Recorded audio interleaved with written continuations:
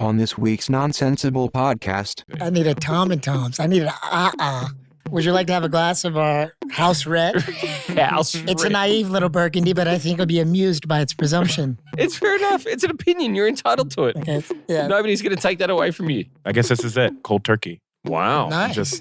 Just had no desire.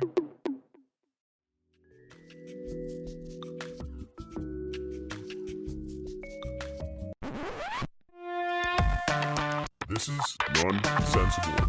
Welcome to another Episode of Nonsensible with Sam. Saul. And our Yeah, guest, Very special guest. very special guest. He's been on the most episodes now, right? Huh? He's been on like 4 already, right? This is my second Second? nonsensible. Oh, Yeah. Where are you getting your information from? I thought he's been brought back a couple times. That's a second Nonsensible episode. So it's the third. Third. Sorry. Okay. Well, you know, when Dave called me and asked me about Nonsensible, he said he wanted Marshall to be on it too. Like Right. a guest all the I time. love how he's the one who like requested it and he's not here. Oh, And I was like, dude, like, I'm so happy to see. It's gonna be. I haven't seen you in a while. And he's Yeah. like, I'm not gonna be there. Sorry. yeah. I'm like, cool. He didn't even tell me. Oh, he didn't. Y'all didn't know. He Yeah. told you. Yeah. Well, I He texted didn't him. tell Right, you? I didn't I tell me. texted him right before. I was like, oh, I finally get to see you after a Mm. minute. That was And nice He's of like, him. nah. How did you meet Dave? Through Woo? Through Woo. Yeah, I think I met him through Woo. Woo's the guest that's been on the Speaking show of the most. Woo, Or it what's might a guy have to been. do when he's not ready to give up on a piece of gum, but he's ready to have some? Okay, Drink. rapper. Okay, I just made that up. Bars. Bars. Well, generally, what you normally do is you'd stick it behind your ear. Yeah. That's what you used to do back in the day. Or, How about this? Is this Kuth? Did people actually stick gum behind their ears though? Like I know That's they to talked open about your they've ears, right? talked about it like in did they? stories. I've You've tried it. tried it? Yeah, That's What does that do gnarly. to make you listen better? Open them up a little more? I guess. No, it's just like you stick it behind your, like you stick a pencil behind your ear, you stick a cigarette behind your ear. Yeah. And you It was stick kind of gum. like, yeah, it's kind of like the place, because you don't stick pencils and cigarettes in your pocket, do you? No, you don't put them stick right gum here. there. You know what I'm And talking roll 'em about. up. Roll them up in your sleeve. You know what? This guy is fashionable. I'm a good Christian woman now and I don't smoke anymore. You quit smoking? I did.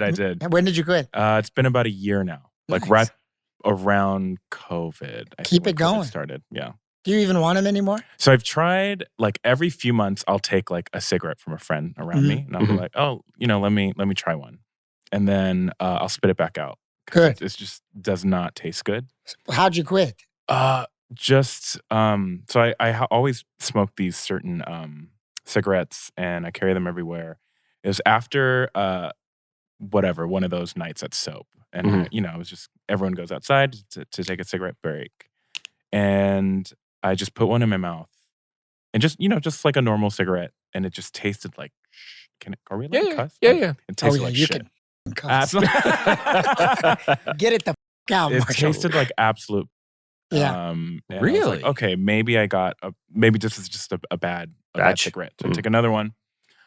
Nope, same. And I was like, okay. And so I asked my friend who smokes the same kind. And I was like, hey, is there something funky with these? Can you try one? He did, and he was like, no, it's fine.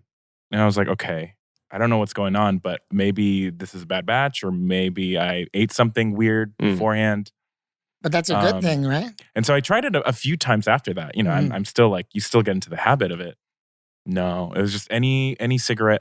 I tried the 3 different brands that I like to smoke, and they're all nasty. And so I was like, okay, I guess this is it. Cold turkey. Wow. Nice. Just had no desire. Did you find out what the reason behind that was?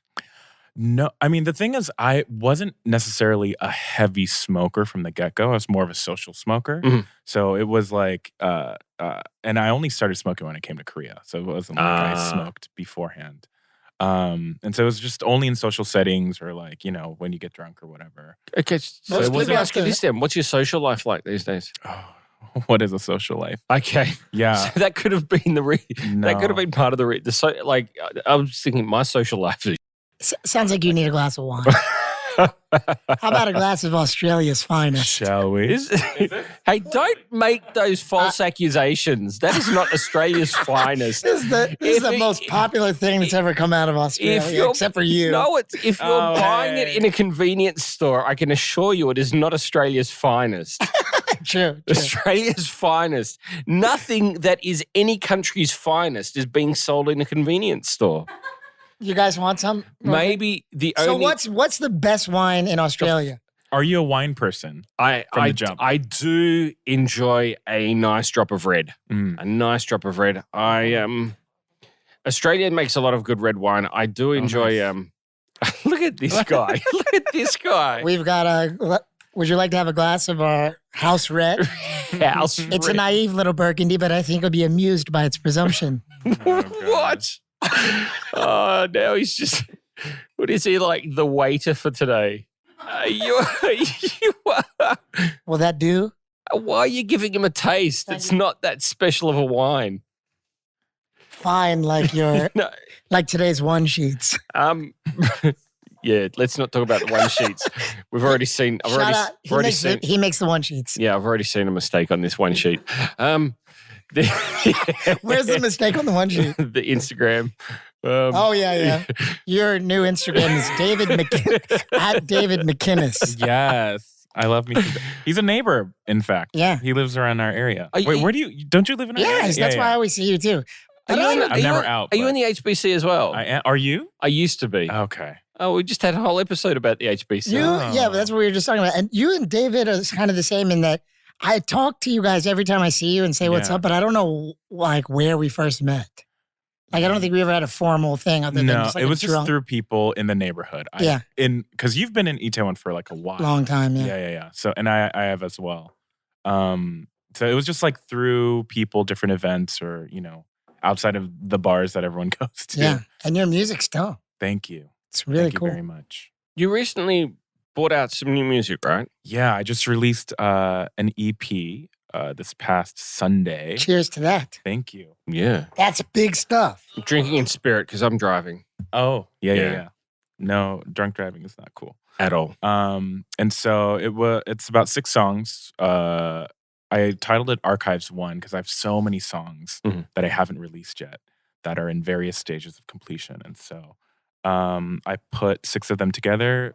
They didn't quite fit into the album I was thinking about because I have my first full-length album that's going to be released in September that I'm working on right now. So it Nice. didn't necessarily fit with that, nor was it strong enough for a single. And so I just kind of threw those 6 together and put them out. this Sometimes that's Sunday. those are my favorite kind of projects. For and people. I'm pretty sacified with it. So is this- Like, this is a pretty good That batch of potato songs. song is sick too.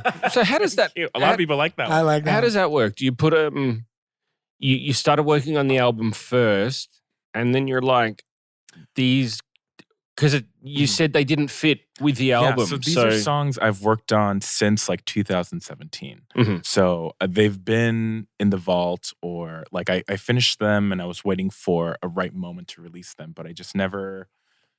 It didn't fit anywhere since then, and several years have passed, and so I just felt like it was the right time to release them now. So I either finished out something like Potato, which is the song that he was referring to. I hadn't finished the second verse. So I finished that. All of this, by the way, was decided a week prior to me releasing Yeah. the EP. So you just did it independently? Yeah. So I've had, so I have this entire year already like mapped out in terms of Mhm. release dates with my distributor. And so just a matter of figuring out what I want to release. And so, so I finished out certain songs. I re-sang a couple of songs, and then put it out this Sunday, this past Sunday. And so, super satisfied with it. It was honestly, it was just like a release for the fans more than Nice. anything. So let's talk about that then. You said you've got a distributor. Mm. You're not on a label at the moment, are you? No, yeah, independent since 2019. So how is that working? If you've got a distributor, you've got no label. Obviously, that's quite a big onus on yourself to have Push to. stuff by yourself. Yeah. I gotta do everything. So it does take a toll. And I'm sure you're independent too, right? I'm my next project will be on VMC too, but Oh, okay. Yeah. So you're still with VMC.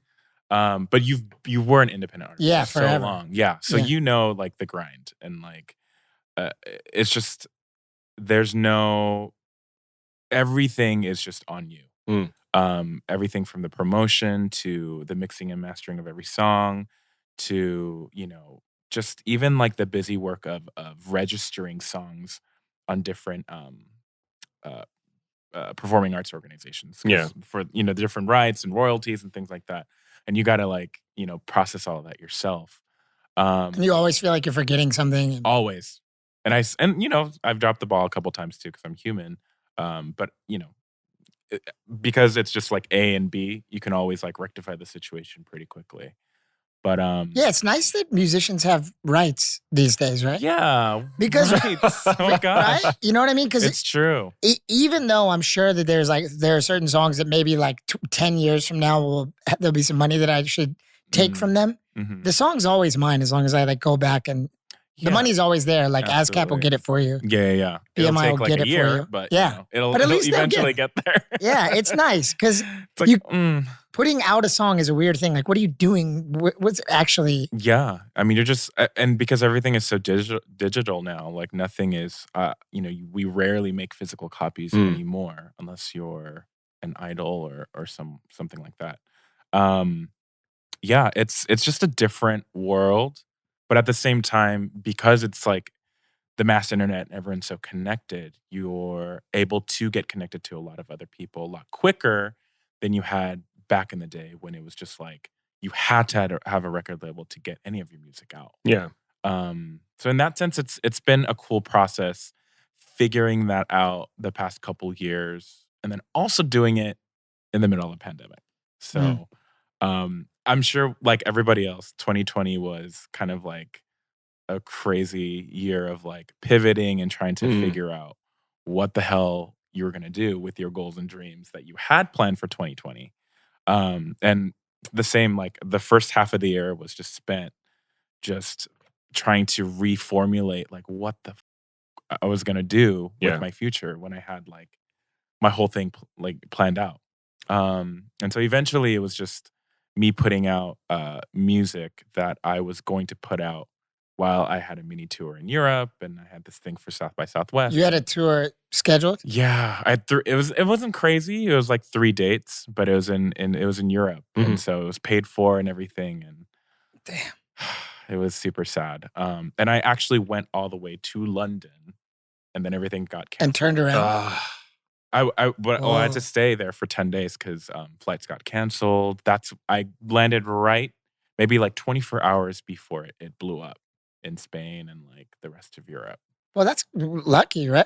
Ish. In a sense. I mean, like it was cool because I was out of the country, but it was sad because I wasn't able to do what I wanted to do, and everything was shut down, so I couldn't go anywhere. So I mean, when you look back on that, I mean, 5-10 years from now, that's like a story that you're going to be like, hey, I was kind of almost in the epicenter of the pandemic, kind of. It's And a maybe about story to that like you really blow up in Europe. yeah. yeah. So I mean, maybe everything will pan out in the future, and everyone's kind of trying to reacclimate themselves to everything. But yeah, I mean, the rest of 2020 was cool because I was able to output a lot of songs that I had been trying to put out, and so and I've been doing that ever since. Do you find it difficult if it's just a distributor that you're working with? I'm sure that they're not that, like, they're not really cracking the whip, like in terms of when you get the music to them, Yeah. they're fine with that. They're like, they don't care what date you get it to them. Well, I think it varies on the artist and like because distributors are still a business at the end of the day, and so while they are distributing for hundreds of different artists, there are certain artists that they kind of do They help push a expect- little bit more, and they go out of their way a little bit more to. Who is put them your in distributor? I'm with Poklanos. Yeah. But if they don't, for example, if they don't if they're not there pushing you, so Yeah. like, don't forget you've got this date. No. We want you to hit I this push date. myself. At the end Okay. of the day, that's the most important, I think. Because I'm the one that wants the music out there, and I'm the one that. So for me, it's like at least for the next few years, I just have so much music that I want to put out. Mhm. So until that runs out, and then I'm kind of like, oh, I have no inspiration, and that's when I think I'll probably take a break and hopefully go traveling once everything starts opening up. How many Um, songs are you sitting on?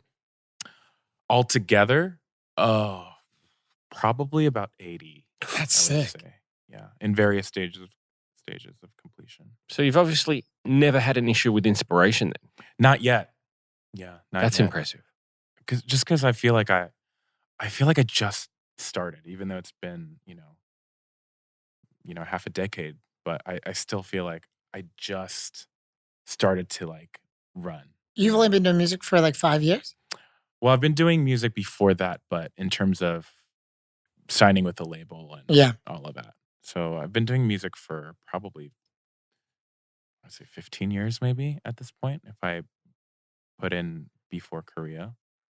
But in terms of like, I feel like the Korean music industry has been it's a different vibe, it's a different energy, it's a different industry in a way. And so trying to get used to all of that took some time. And plus my Korean was trash in the beginning. Yeah. My Korean was utter trash. How is it now? Is it much better now? Oh, yeah. I mean, like, definitely conversational and enough to write lyrics. Yeah, Mhm. to a certain extent. I wouldn't say I'm like, I wouldn't be able to write poetry or like a Yeah. paper on like the aesthetics of this room. Like, I wouldn't be able to do that. Or maybe even teach a lecture. Maybe I could do that. Teach what? Teach a lecture with my like Gyopo Korean, maybe. Yeah. People will laugh. It'll be like a comedy thing. But I need to be learning Korean for more Kyopos because I feel like when I'm speaking Korean with a Kyopo, I can understand everything they say, Mhm. but they're always better than me. But still, like I think but they're confident. That's what I need with my Korean is confidence. I mean, I think you have a varying degrees of Kyopos in Korea. You have the Kyopos that only hang out with Kyopos and only speak English with each other. Yep. That they never get any better in Korean. I forced myself to hang out with Korean, or I would make Korean friends or local Korean friends, and purposely just try speaking in Korean with them all the time to get better. Because I never took a Korean class. I took a Korean class that my church offered when I was a kid, like every Saturday for like 1 hour for like a month. We eating Pokemon and Yeah, and then like Santoki get and shit. like kimchi pancakes afterwards and like free food. But I don't even know like the full like kanadara. That's as far as I go. Mhm. And then I don't know what the rest of the order is. Like I know what are the vowels and I know what are the consonants, but I don't know what order. Because like when you're saying like the ABCD, ABC. yeah, like the order, but I don't know the order. Did you go to school? Yeah. So you know the Canada. Do it. Can you do it? I can, but I won't. I won't incriminate refuse. myself. Yeah. Yeah, I don't want to make the mistake. But I just worked at it. I type in Korean, I text in Korean, I can sing in Korean. See, I even gave up. I even gave up on the texting in Korean. Now I just use the voice recognition. Oh, voice recognition. No, the voice recognition because it like makes all my Byoseki right and spelling is crazy now. Everyone is like, "Damn, your Korean's got fire." Life is so much easier now because of technology. Yeah. But I think it's also dependent on where, like, we say Kyopos for listeners that don't know, Korean Americans or Koreans that are from other parts of the world.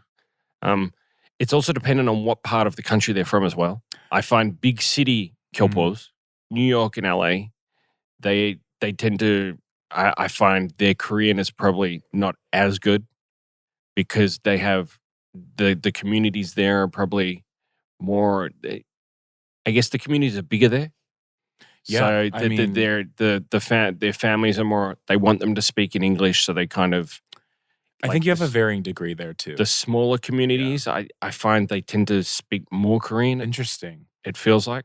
I felt like it was the opposite way. So if you are a Korean that were born and raised in like the Midwest or something, then you either lose your Korean completely Yep. It's one or the other extreme. So either like your parents are like, don't forget your culture and your Yeah. Korean, and like they'll Or they're instill like, that in you. kids are going to tease you if you're too Korean. Or the opposite. And That's be what like, I we'll would speak think English too. at home. But And so there's certainly these examples because I've heard of parents saying they tell their kids don't speak Korean at home. They'd speak to their kids, even though the parents didn't speak Korean, English very well. They'd speak to their kids in English at home. Right. Because they wanted their kids to speak English as fluently as possible while living in America. I think that's a shame. Which I don't agree with because I was, my parents spoke Korean to me at home, but they didn't go further than that. So it was just very conversational Korean. Mm-hmm. And, it's not like my parents and I had deep conversations about like life and love and, all of that. It was just like very surface level, like, Mom, where's the food? Where's the laundry? Very, trivial things like that. And so my Korean never went beyond that level. But English, you're going to school, all my brothers and I, we speak in English. All my friends speak in English. TV, mass media. So you felt more comfortable. Yeah, and the Korean American church that I went to, all the kids went to youth groups. It was all English. Yeah. Everything was in English. And so, like, you're going to get English no matter what. So with that being said, I think if I had grown up in Koreatown in LA, that would have been a different story. And the different kinds of people, the different Korean Americans there. I feel like there's a Koreatown, an LA Koreatown lilt, like pronunciation and like the English that's slightly different as well. Yeah, I've had people tell me they've been on like tour with Korean American rappers who barely speak English. But they like live in LA. Yeah, and because like you can. I mean, my mom has lived in LA for now 30 some odd years, or in California for some 30 some odd years, and she's never really had to speak English more than the bare minimum. She went to Korean doctors, Korean dentists, Korean church, Korean lawyers. Like everyone spoke Korean, and so she didn't really find the need to. I dated a girl in America, in North Carolina, who was half Korean. Her mom was the same. She like didn't speak any English, but in North Carolina, interesting.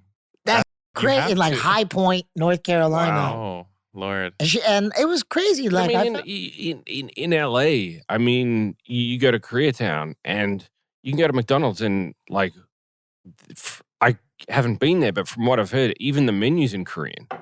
That's dope. Yeah, like everything, they've got like a CGV cinema there. Oh yeah, they do.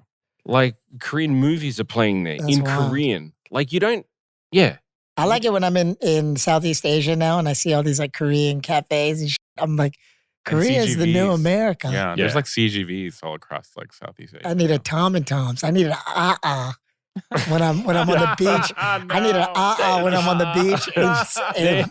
You go in there and ask for that, and they're gonna look at you like, with a side eye. They're not gonna know what you're talking about. They're gonna go, "What the is this guy talking about?" I'm going to LA I've never been to LA. I'm going there next month for my little sister's wedding. Oh, nice. Is that where she lives now? Yeah, she's lived there forever. And I'm from California, but I like moved away when I was 4. Where and I haven't been back since I was 8. North Carolina. Oh, sorry. Okay. So I'm going to LA for the first time. And even Diane just said this. She said Korean food in LA is better than Korea. You have to go and check out. Is it BCD? BCD Tofu House. BCD, yeah. That's a uniquely... Is that the Sundubu place you're talking about? Yeah. It's like a uniquely Koreatown LA experience. It's better. They don't have it here. But okay, so the Sundubu's better. Fine. It's better than the Sundubu in Korea. In general, though, I'm not going out for Sundubu here. I'm talking about like in general. But like I've been to some of the like barbecue places in LA, and I'm convinced that the barbecue there is better than the barbecue here. I have such like a passionate relationship with Korean food in Korea that I don't want to believe that. What's your favorite Korean food out here? Everything. I just everything. I like literally almost like come to tears every time I'm like in an alley that I've never been and I see those neon lights and I'm like, damn, I get to choose from like one of these 100 restaurants. Do you know? I still get emotional. Do you know any? Damn dong. Do you have any Korean friends out in LA? Do you have any Korean friends out in LA? I don't know. You need to check out if you've got any Korean friends out in LA and get them to take you to some of the Korean restaurants. But you need to compare. The other place is Tobang still out there. The Tobang. Yeah. I've There's a little drinking hole out there. That, heard of it. I've Yeah. never been. that was a place that a lot of my friends took me there to go drinking, and that was a fun place to go drinking in LA. Yeah. It's like a little K-Town has definitely like gotten, what's the word I'm looking for? Like blown up.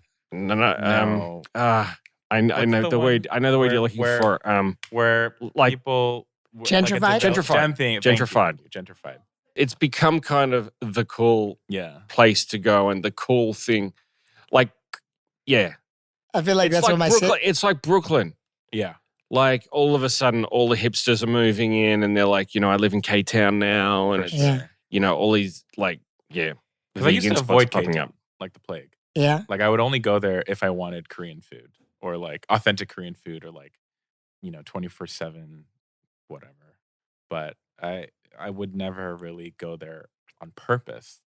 But now it's like the new hot place. And now they've got like the Line Hotel is in Right. K-Town, and like Right, all these places that like the Line Hotel is a really Like Line and Friends?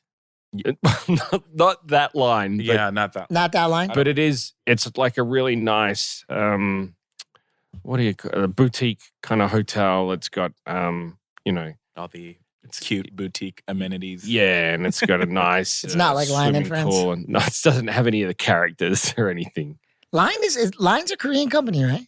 Line's It's a Naver It's company, owned by Naver, yeah. but it's like But it's popular in Japan. yeah, Okay. A bunch of other. that's crazy. I like that too. Look, Korea doing its thing, Mhm. taking over the world. Speaking of that, you said BTS have got BTS are getting a meal at McDonald's.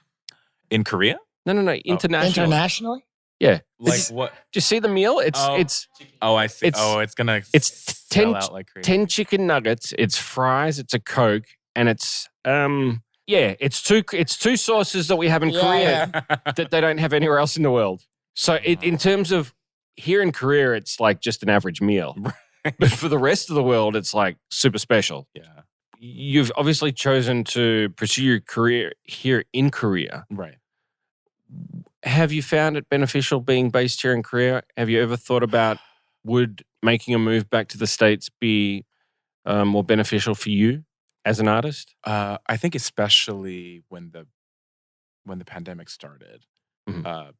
friends of mine in LA were kind of like, just can you come back over here and that was before LA got the crazy Mhm. with the COVID. But you know what? I think more than anything, sure, career-wise, I definitely have dreams of going global. Yep. And I think I have the potential to do that.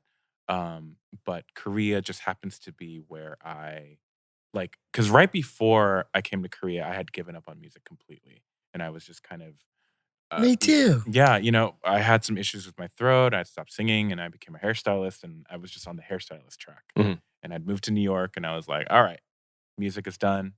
And then I got a call from that audition program that flew me to Korea to be on this TV show. So I had no intention of coming to Korea, going to Korea. Just Korea was never in my like life plan. I've always wanted to visit because that's where my parents and family are from. But That was the first time you'd ever come? as an adult. So I Wow. went twice when I was a kid, just like for 2 weeks to Mm. visit distant relatives. And it was always after like a mission trip that I did with a church or something. Yeah. It was always like, I'm gonna go visit Korea. Okay, mom. But yeah, other than that, like I don't really remember much. And as a kid, you can't really go anywhere. My Korean was trash. And so it was like, so my experience as an adult, like consciously knowing what was going on was through that TV show. And so when that TV show happened and I got my voice back is when my career started again. And so it was almost like Korea gave me that chance again. Did you have like vocal nodules or something? Something similar. So right before I got the nodes. So it's called, I had a condition called laryngopharyngeal reflux. It's a version of acid reflux that comes up to your vocal cords and burns it without you even realizing it. Also known as silent reflux. So what was like? What was the issue? What So White just wine me- and so just Norebang? me speaking like this. My Mhm. Was you up? Yeah.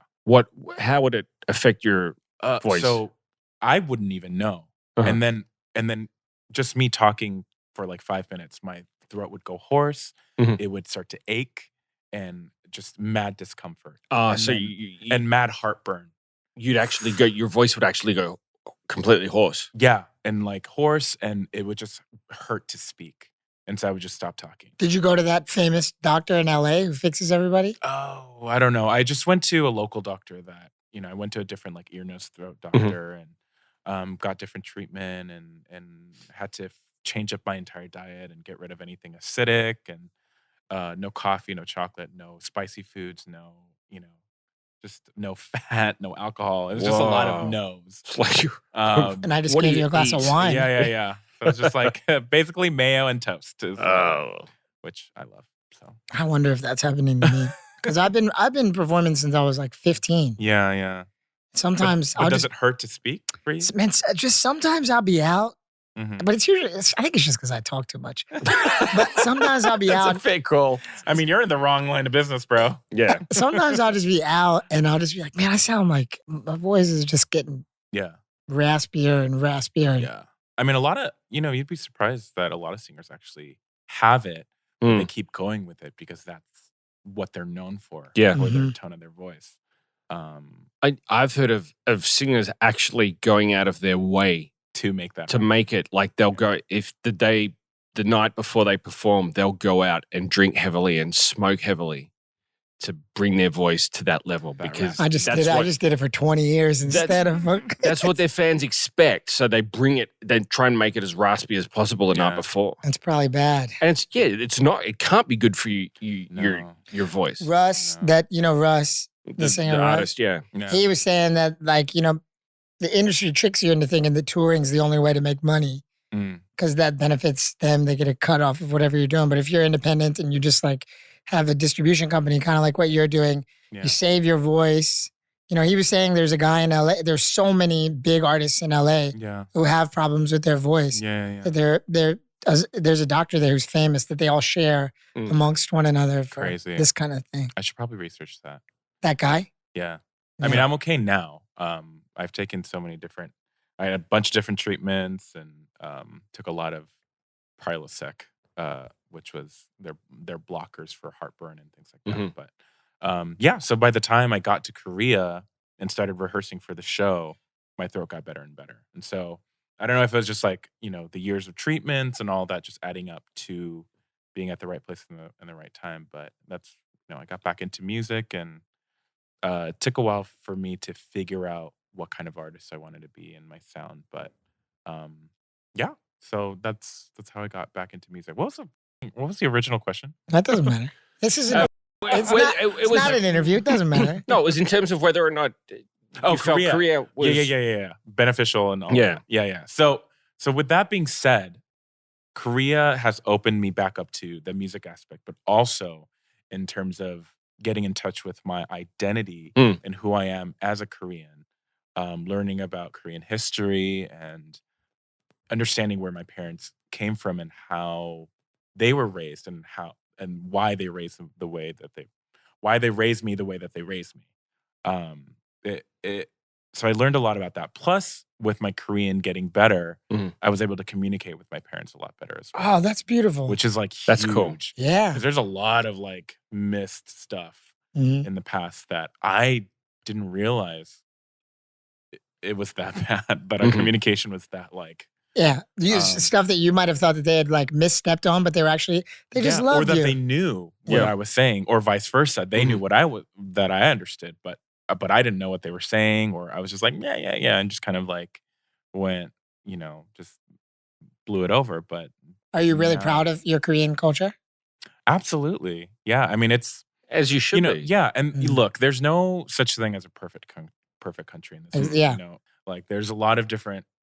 There's every country all over the world. There's no such thing as a perfect country, and so with that being said, the history will also be marred with a bunch of like ups and downs. Hmm. And granted, Korea is a very young country. It's only been technically independent since 1945. And so, history is still happening. Hmm. We're still making history to this day.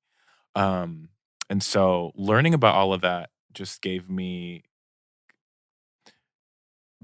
because growing up, I didn't have that. I didn't have a BTS. I didn't have any like even Someone to aside look from, up you could relate to. Yeah, Yeah. like regardless of like Korean representation, there wasn't even Asian But representation. Bruno, like even someone like Bruno Mars now. I mean, Yeah. there's so much. Well, Anderson Park. Yeah. People that you. even mixed race Yeah. people as well. Like I didn't have anyone to look up to growing up, and so now that there are like, I couldn't have ever fathomed being a Billboard Hot 100 geek growing up. I wouldn't have ever fathomed that a South Korean boy band like Yeah. BTS could ever get to #1 twice. Yeah. On the Billboard Hot 100, because like I was I'm such a music nerd in that way. Like Mhm. ever since I was a kid, I would always like buy CDs and look at the credits and see like who produced it and who wrote it, and then I would look up all the different records that the producer had produced, and that's how I got into like the Neptunes or Timbaland or Rodney Jerkins or blah blah blah, all these people. And like the Hot 100 was such a like, that was like the dream goal, right? To Mhm. like have a hit on that list. And the fact that a not even an American, like a Korean American or an Asian American band, but like really a Korean. full South Korean, unapologetic, Yeah. Korean as Yeah. like boy band. Calf. And the- Yeah. But the fact that they're not even performing in English. No. It's like They don't give two. We're like, we're Korean as and y'all take it or leave it. Yeah. We don't give a flying. And it was played on major radio. Yeah. That's insane. Mm. So like, I can't help but like, yeah, sure, some people will like poo poo on BTS or Blackpink or idol music. Mm. But for me, it's like, it's a part of that whole umbrella of just Korean music in general. And K-pop is Korean popular music. So Yeah. I feel like when you asked me earlier Mm. before we started recording, if you thought that I was K-pop, in a way, I am part of that group. Because, Yeah. any like Korean person doing music, they're like, oh, so are you K-pop? Mm. And, Yeah. at first I was like, because in my mind back then, when I didn't know anything, I thought like what I was doing was quote unquote real music, and that what idol music wasn't real music. Yeah. But music is music, Mhm. and and now like having written for K-pop before these days and knowing how it's just like any pop artist out there, Britney Spears or Rihanna, and having those ginormous song camps where you have a team of the best songwriters and producers who put their heads together and like create a pop gem. It's the same with K-pop. Mm. And it's the same kind of writers that get in a room and they create and it's intense, and it's music, and it's easy, and artistry comes in different forms. There's not just one way. I'd love it, man. I think it's sick. And I think collaboration is the essence of what real artistry is. Mm-hmm. Collaborating with other artists and learning more about yourself as an artist and growing in that aspect is such a huge part of what we do. It's only rappers that like that on each other for writing songs together, right? But I mean, I think It's silly. Yeah. I think it comes down to labeling. We're so infatuated with labeling and putting people in categories and placing people in boxes, Preach. which I don't think we necessarily need to do. Mm. I mean, look, for me, I think Justin Bieber is a perfect example. When he came out, even I wasn't a particularly great I bet fan you of- hated Justin Look, Bieber. he was 10. wait, he was I bet so him in a young. pub When he- listening to Justin Bieber was just like, who is this little? No, exactly. When he first came out, and I'll admit, I'm not a great fan of watching young kids performing. It's kind of like, if they really want to perform, that's great. But it's also like, I think at that age, kids also need to have a childhood. Mm. Like it just kind of felt like they were kind of being pushed too hard to be a pop star.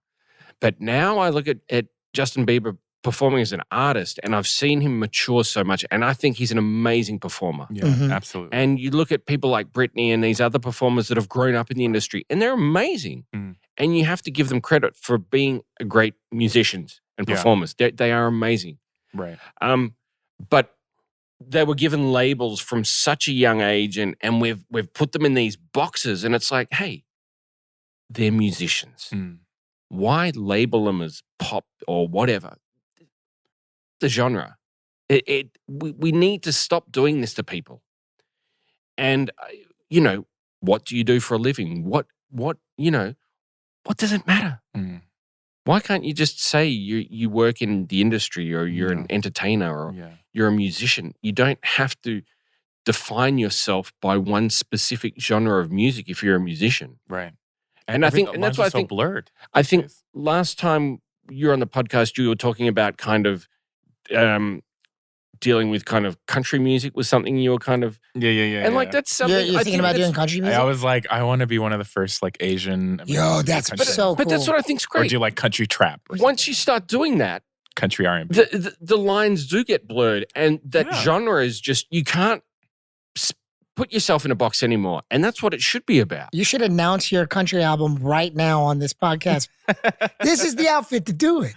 No, you know what? I've been into like 70s cowboy fashion for like the longest time. So yeah, that's so cool. You should do it. I thought about it, but I feel like Eric might want to do that first. Oh yeah, we talked about it. So you should listen to this podcast. I think it was a podcast.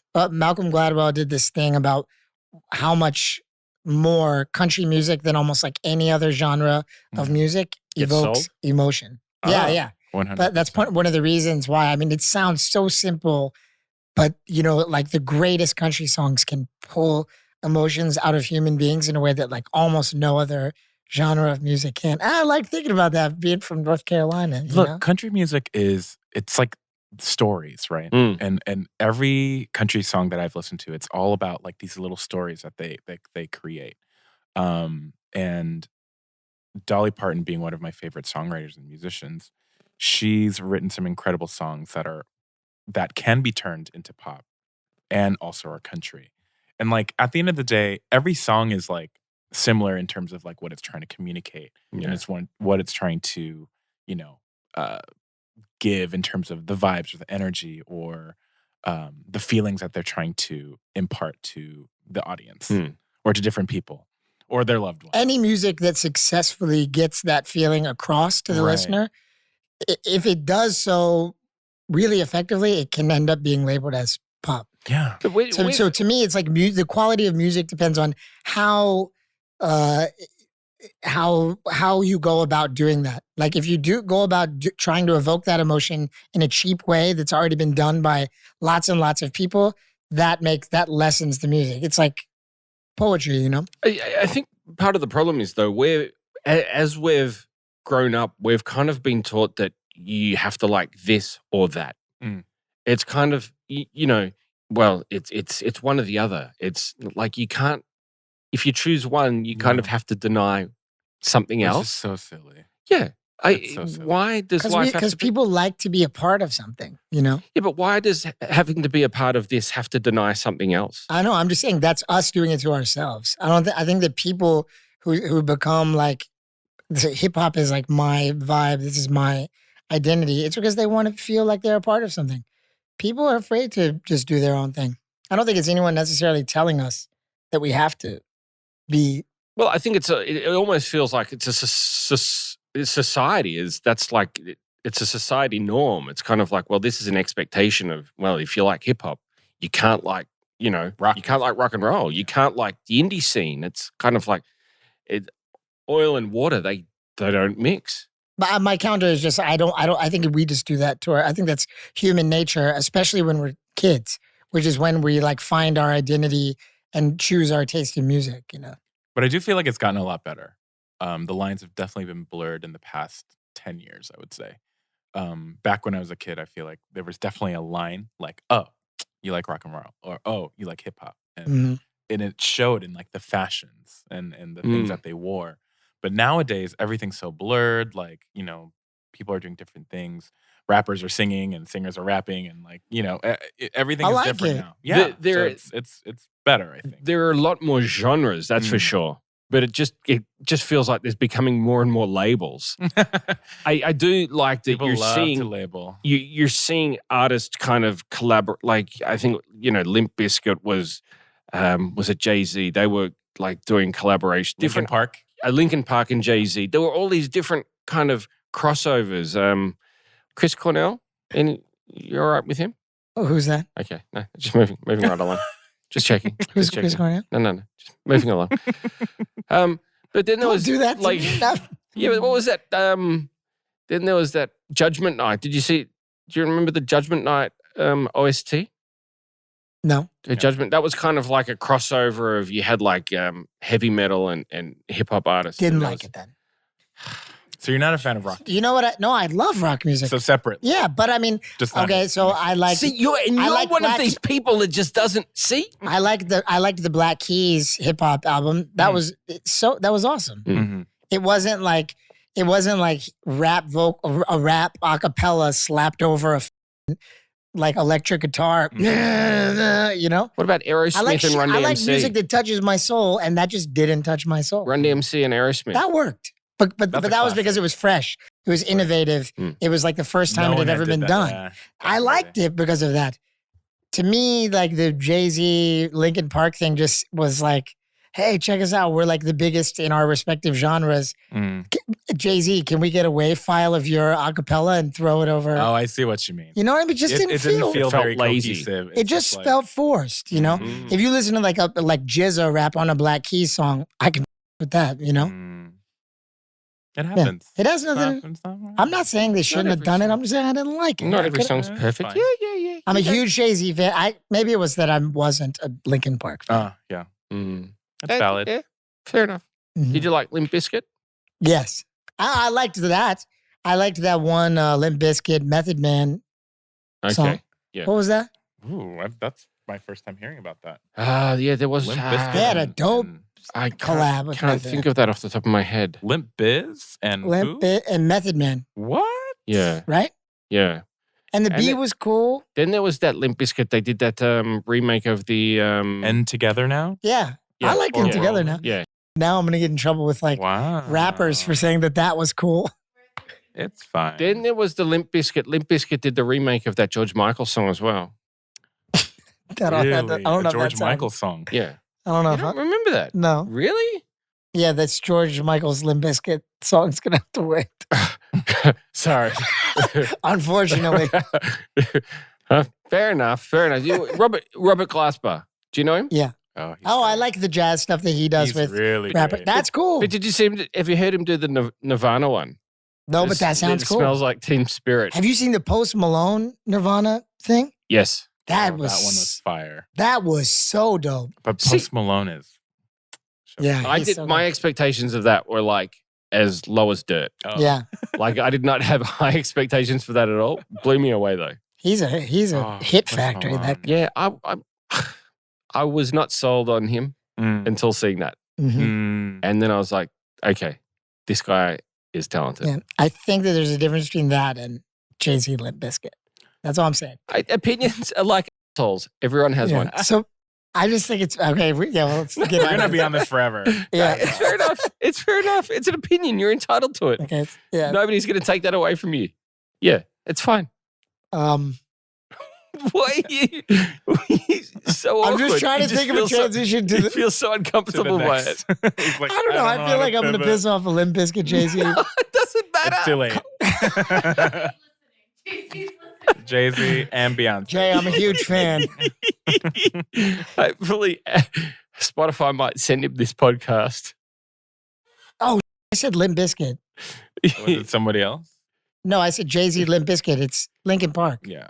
Okay. You know, the DJ from Linkin Park's Korean American. Oh, is he really? Yeah. It's Johan. a Johan. Yeah. Johan. whole nother demographic of Korean musicians. I didn't mean the shit about the Travis Scott Nugget pillow. Oh, goodness gracious. Oh, wow. Oh, man. Well, Marshall, you really picked a great episode to be on today. It's been Soul. fun. Soul. Yeah, it was so fun. Yeah. I want to keep listening to your album. Love the potato joint. Thank you. Love the. I forget the title, the first track too. I really like. Focus on me. EP. Very dope. Oh yeah. Archives EP Yeah. out now. Is there can we expect an Archives 2 Yes. Hopefully end of this year. end of the year? Yeah. And the album Will be out in September. End of September. September. Have you got a working title or a confirmed title for it? I do, but it might change. So we'll Okay. see how it kind of shapes out to be. But this will. So I've been going back and forth if I want to do like half upbeat and half chill. But I think I'm leaning towards like just a full cohesive body of work. So I think we're going to go like R&B lo-fi with it. Because I've never really done full like R&B. So we're going to try and... Because it's always been either like my house stuff. So my fans are like, it's kind of divided. So they either like the R&B chill stuff or they like the crazy dance stuff. That's cool. You can do both. So yeah, so I've been, do I want to, but you know how like when people put records on, it's like they'll put it in the background. Yep. But then like they just want like the vibey thing and all of a sudden it's like, Yeah. They're like, what the, you know? Or vice versa. Yeah. It's like, party. And then like, yeah. And you're like, damn it. So. That's the nice thing about Spotify being able to like tell what kind of song it is and curate playlists. Yeah. Then there's also, that's the great thing about having double LPs. That's true. I've also thought about that too. You can have the first LP is more of a chill and then you upbeat. You know, you can have the Saturday evening LP and then the Sunday morning, Sunday afternoon LP. An artist dilemma. So many decisions to make. Yeah. Where do you go? Where do you go? Right. Well, we'll see. How many tracks are you thinking? 12. Around 12 to 15. Yeah. Oh, can't wait to hear it, man. Thank you. Absolutely. Thank you for joining us once again, Marshall. If there's anything you'd like to plug, finally, now's the time. Yeah. Please check out my newest EP, Archives 1, or my latest single before that, which was Metamorphosis. You can find it on any and all streaming platforms in the world. You can find my socials at MarshallXYZ or MarshallXYZZZ on Twitter. Excellent. 3 Z's. On Twitter. Instagram is just 1 Z. Don't forget, if you would like to watch the podcast in its entirety, check us out on YouTube at The Dive Studios. You can find us on Instagram at The Dive Studios as well. Or you can listen to us on Spotify podcasts or Apple podcasts. Send us a review. We enjoy the ones with 5 stars. Thank you very much. Marshall, thank you for joining us. Thanks for having me. Appreciate you, man. Thank you, everyone. Bye, guys. Archives out now. Woo! Oh, did you like that? There's plenty more where that came from. Subscribe. Smash that like button. Turn on notifications so you don't miss any more content.